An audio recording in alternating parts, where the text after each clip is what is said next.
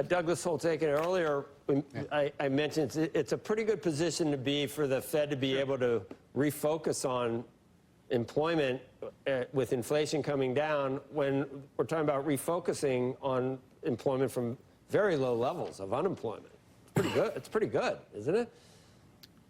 Well, I think the Fed is now back to being a dual mandate Fed. I mean, they had the luxury for a couple of years of focusing exclusively on inflation. Now they've got to weigh these trade-offs. How much of the real weakness that we're seeing in the household sector is going to spill over into the labor market over the next couple of months? I think that's a real tough call. But, you know, the Fed doesn't like to move in election years. I think in this election year, they're especially loath to move. They've set up expectations for a single preemptive cut. That looks like after the election. So now I think the issue is, why do they cut? Not when do they cut? And if they have to cut because of a material deterioration in the economy, they can do that before the election. But they can't make a preemptive cut beforehand. So I expect them to stay on hold till after the election. And, you know, they still have some work to do. Inflation expectations are still at 3%. Inflation's been stubbornly between 2 and 3. So it's not like they've got a real mandate to be going lower just yet. Stephanie, what would market participants take away from this, do you think? At least we got a cut coming? Well, yeah, I think we definitely have a cut coming, and I've been in the camp that we wouldn't see a cut this year, but we have seen the economic data points over the last couple of weeks see a deterioration. And I've been a bull on the growth in the economy, and it was the right call, but we are absolutely seeing a slowdown and mix in housing. The ISM services fell 5 points month over month, and in contraction 2 out of the last 3 months.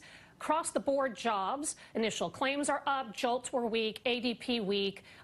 So non-farm payrolls today, with the revisions, I thought was very soft. Not a surprise based on all the other data points that I just mentioned. But we're seeing a slowdown in the economy, Joe, and that's helping inflation. But we better not slow anymore, because then we're going to be in real problem territory.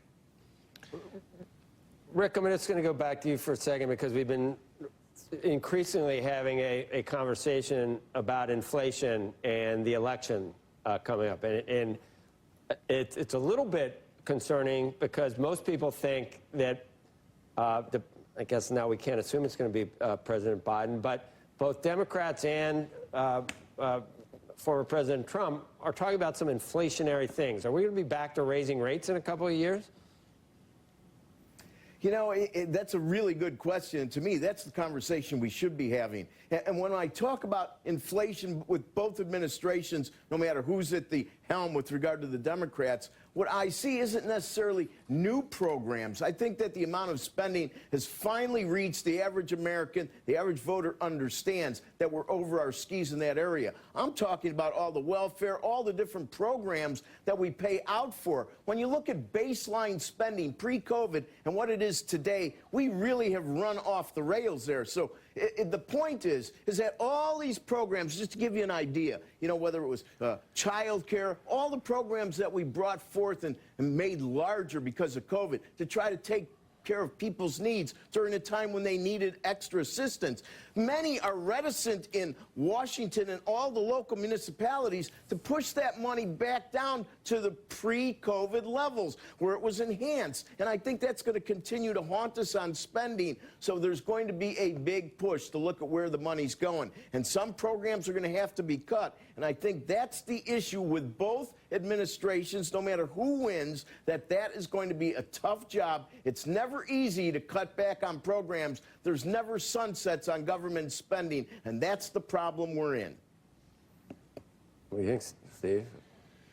I have long maintained that the solution to our deficit issue comes from both sides of the equation, which is like the spending side and the tax side. I mean, we did cut taxes. We have some issues of our deficit related to our revenue side, and we have some related to the spending side, and I go down the middle on that one, and I think that it would, I don't think the public wants the government to solve the numbers aren't close. The benefit. The numbers aren't close. We're 18% of revenue. That's what we average. We're 24% on spending. We've never averaged that. 22. 24, yeah.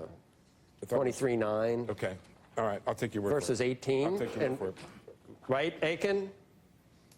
Yeah, well, the problem here is just that you shouldn't be running deficits that are 5 and 6% of GDP when you're at full employment. and we are. And so it's way out of the ballpark. They have to get serious, as Steve said, on how they raise the revenue and how much they raise, and finally take on the spending. There's been no appetite for dealing with spending growth, and that's a necessary thing for better long-term economic growth.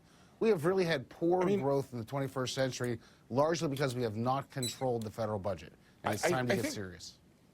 Doug, I don't know if you're positioned to answer this, but I think Biden's solution in the debate to the Social Security issue, I think that solves it, right? There was an increase in the amount paid by wealthier taxpayers into the Social Security Trust Fund, and it does solve the problem. I mean, that's the easy one, right?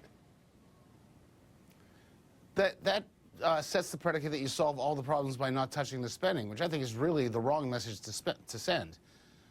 I don't understand why it's absolutely easy to tax the rich people, but it's impossible to cut their Social Security benefits. I mean, why not get serious on both sides of the budget? Oh, I advocate both. I advocate Social Security reform. I advocate both, Doug. I'm just saying that there is that in the panoply of problems that we have, the Social Security Trust Fund is the easy one. You're right about the mechanics. I mean, Social Security is easy to fix mechanically, no question about it. That's also why it's hard politically. It's very transparent who wins and who loses, and Social Security reform gets really hard as a result. But Medicare and the health programs is where the money is and is growing most rapidly, and those are the things that have to be serious about. But what you can say is, if we're going to solve these problems, having people working is a good part of the solution, right? That's a good thing. And growth. Yes. Elizabeth, if you end up on top of the Democratic ticket, I mean, it's wide open at the point, but if you were to be the person in charge, how would you close the gap between spending and revenue? You know, I think we've cut 4 percentage points of GDP on the revenue side over the last 2 decades. We've got a ton of room to make up for there. There are $4, $5, $6 trillion worth of tax cuts to make up for. And I think, you know, there are some spending programs where we can make cuts and make efficiencies. But on Medicare, you've got prescription drug reforms that could do miles to solve the problems there. I just want to go back to a point made earlier about cutting, you know, childcare spending and programs that President Biden put in place through the American Rescue Plan. Many of those programs did sunset. The child tax credit was just for a year. The child care programs have expired. We are seeing those expire, and I think that's why you're feeling some pain in some household levels. And so I think there's a solution of we need to spend better and we need to tax much better and much more at the top.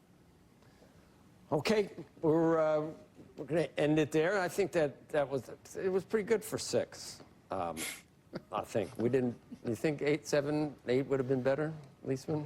I'd like to see the 10 box. It's been a while. I just visually, I think it'd be interesting. If we put Paris Hilton and other put some other people in it just randomly. That's a good idea. We had Carl.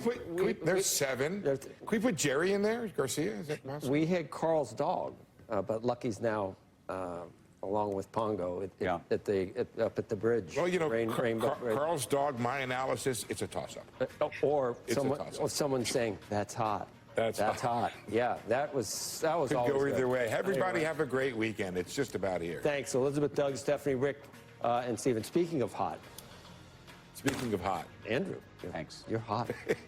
Coming up, we're going to get into what the jobs report could mean for the Fed as central bankers gauge the economy and what they may or may not do with interest rates. The one that's gotten it right from